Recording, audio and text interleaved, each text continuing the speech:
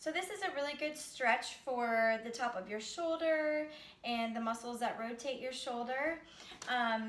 It's also going to be a good stretch. I'll show you a variation where you can incorporate a little bit more bicep muscle. So what you're going to want to do is you're going to want to anchor your strap that you're using up nice and high, all right, and hold on to it. And then you're going to start to kind of lean away from the strap.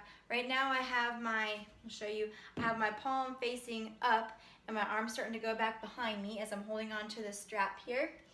All right, so, and now I'm gonna start turning my shoulders away, okay? This is gonna create that nice stretch all the way down my arm in the front of the shoulder.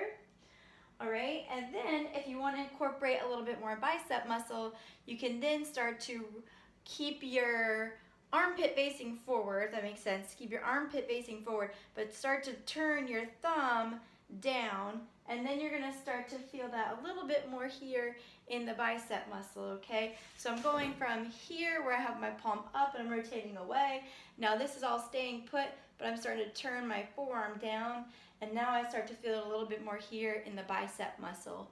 Okay, the further that you start to move your chest away from the strap, the more you're gonna feel it here in the front of the shoulder in the pec area.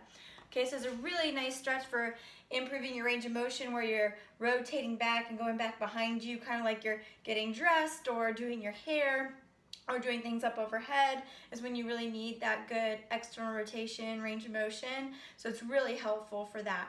So what I would do is see which side is your tighter side, and then take about a minute or two and work on that stretch and play around with how much rotation that you need to feel the stretch. But it's really good, especially before you have any activity you're gonna be doing overhead. All right.